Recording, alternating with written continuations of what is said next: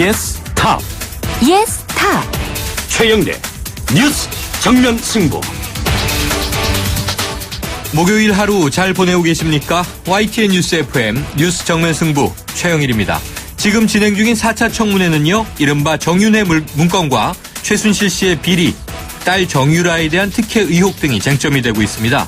이 핵심 증인인 정윤회 씨 등은 불참을 한 가운데 이 주목할 만한 발언들이 오늘은 좀 쏟아져 나오고 있는데요. 정 씨가 수억 원을 받고 부총리급 인사 임명에 관여했다. 청와대가 양승태 대법원장과 최성준 당시 춘천지방법원장을 사찰했다. 여러 폭로성 증언들이 쏟아져 나오고 있습니다. 2년 전에 이 정윤회 문건 파동, 박근혜 최순실 게이트의 전조가 된 사건이었는데요. 당시 검찰은 유출 경로에만 집중해서 수사를 했고요.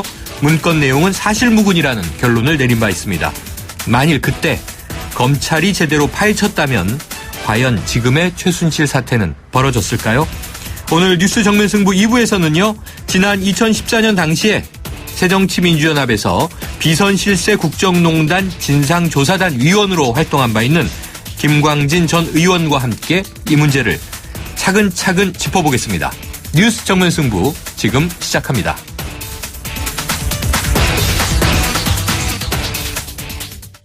네, 먼저 오늘 하루 있었던 뉴스 정리해봅니다. 오늘의 시사뉴스 브리핑.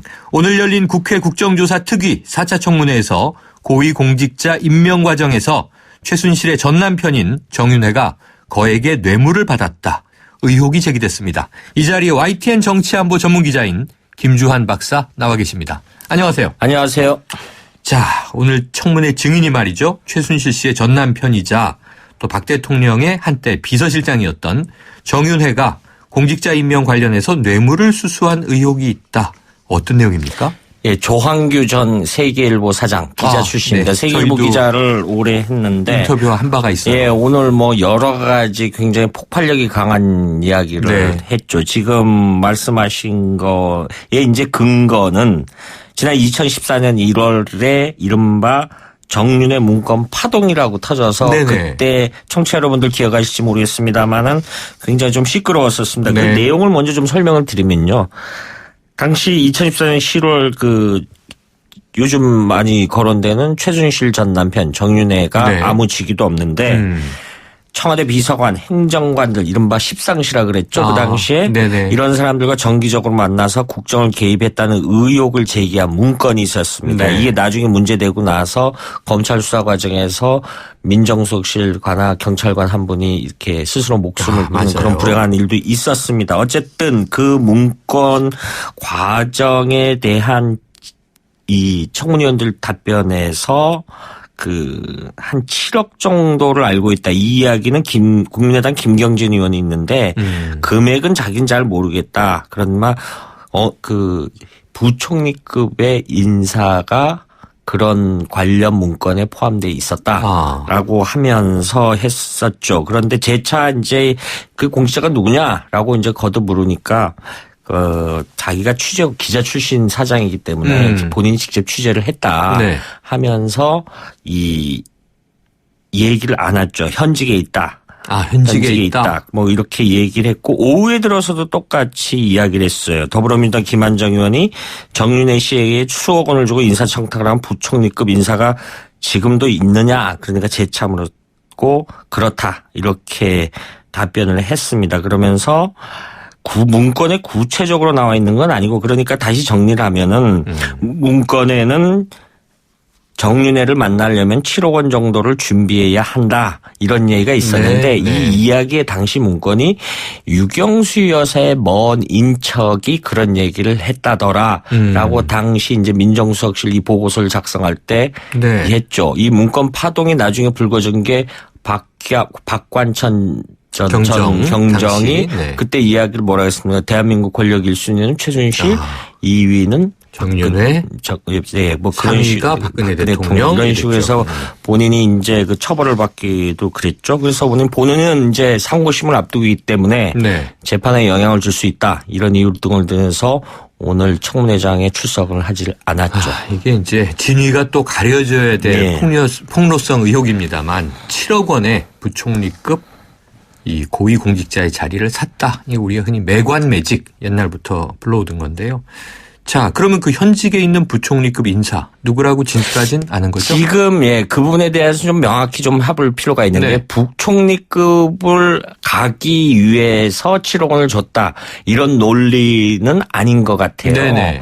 그 당시에 했는데 그 인사가 지금 부총리급에 있다. 이렇게 조항규 전 사장이 주장을 한 거였는데 찾아봤습니다. 대한민국 중앙행정위가 부총리급이 몇 개 기관이 있느냐. 감사원장이 부총리급 인사고요. 네. 그다음에 기획재정부 장관이 경제부총리 겸이죠. 네. 이 역시 부총리급 자리고 교육부 장관 사회부총리죠. 그런데 다시 정리를 하면은 이 정부 들어서 정부 조직 개편을 하면서 경제부총리와 사회부총리를 신설했습니다. 그래서 경제부총리의 경우에는 현호석 초대 경제부총리가 있었고, 그 다음에 최경환 새누리당 의원, 지금 이제 유일호 부총리가 재임 중에 있고요.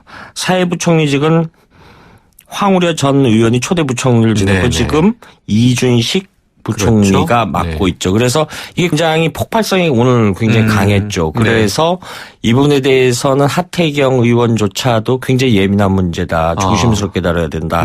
이렇게 이야기를 했죠. 지켜봐야겠군요. 자, 이 조한규 전 사장. 최순실 씨와 전 남편 정윤회 씨가 이혼한 것. 그 즈음 이혼이 알려졌었죠? 박근혜 대통령의 권유에 따른 것이다. 이런 진술이 나왔어요? 예, 정윤회 씨랑 최순실 씨가 사실 두 사람 다 재혼을 한 사이죠. 1995년도. 그래서 그 둘 사이에 아이가 호적상 1996년생으로 돼 있었죠. 그런데 지금 오늘 이 역시 조한규 전 사장이 이야기를 했는데 조한규 전 사장이 이제 어느 월간중앙에다 기고를 한 적이 얼마 전에 있었습니다. 그때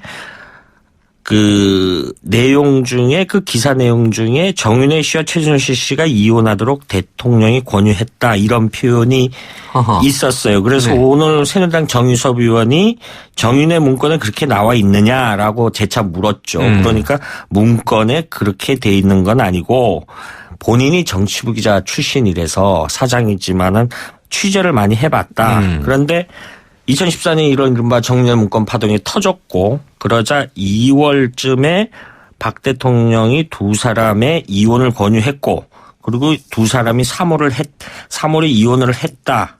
한 거로 들었다. 누군가로부터 들었다. 이렇게 진술을 했죠. 그런데 최근에 정윤회 씨가 이 파동을 겪고 나서 인터뷰를 했죠.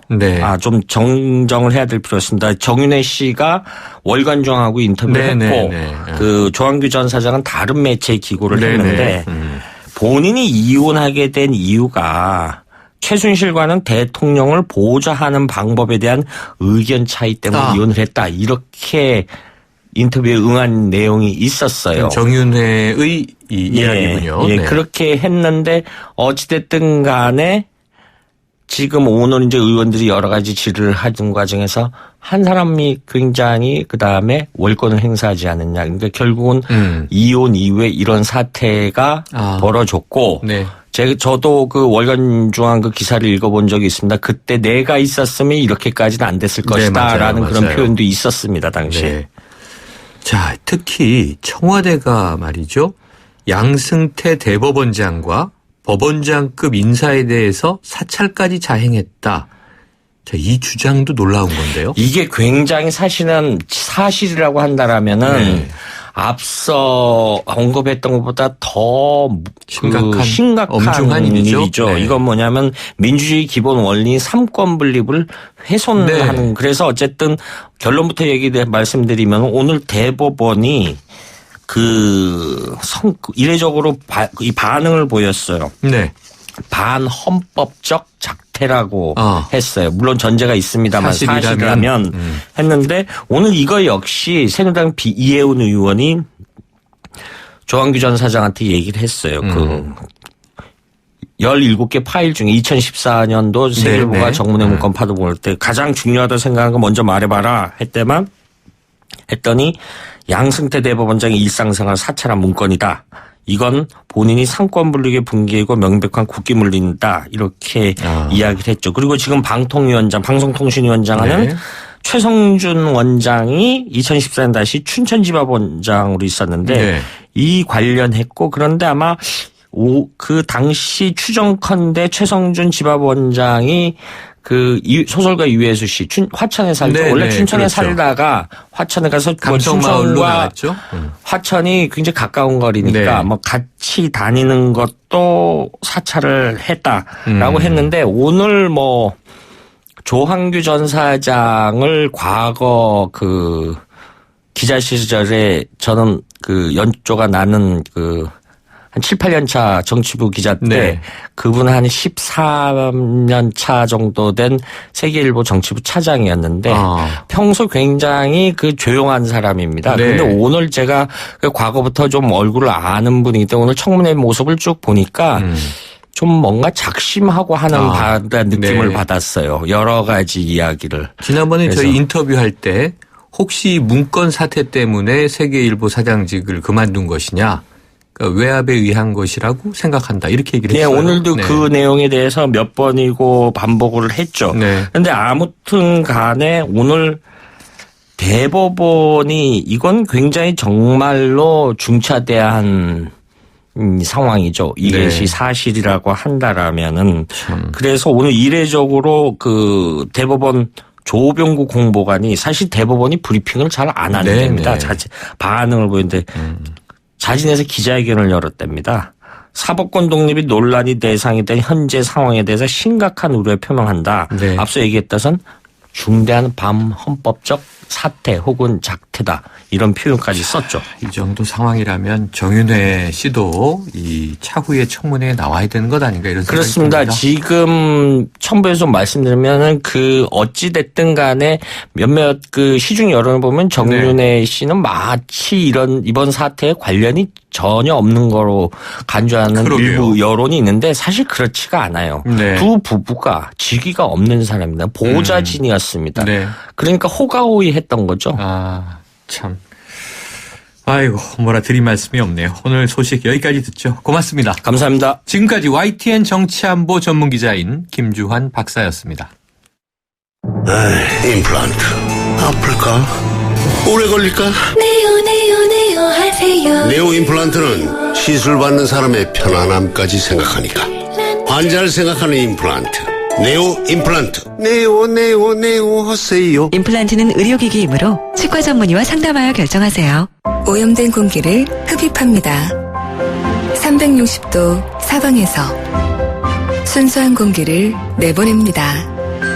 멈춰있지 않고 움직이며 구석구석 더 멀리 LG 퓨리케어 360도 공기청정기.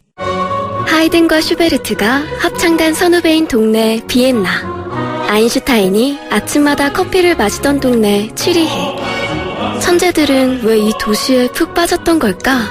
유럽마저 반해버린 유럽. 대한항공 비엔나 취리히 주 3회 운항. Excellence in flight. Korean Air. 크리네어 테크. 크리네어 테크 집중기. 주물 작업, 연마 작업, 페인트 작업. 분진가스 냄새 연기 작업장 분진. 이 세상에 못 없애는 분진이 어딨어. 크리네어 테크 기술력이 끝내줍니다. 크리네어 테크. 크리네어 테크 집중기. 운전자 여러분, 커피도 시끄러운 음악도 소용없이 졸릴 땐 잠시 차를 대고 쉬었다 출발하세요. 여러분의 인생길에 봄날은 와도 졸음은 오지 말아야 하잖아요. 삼성화재와 함께 매일을 봄처럼 사세요.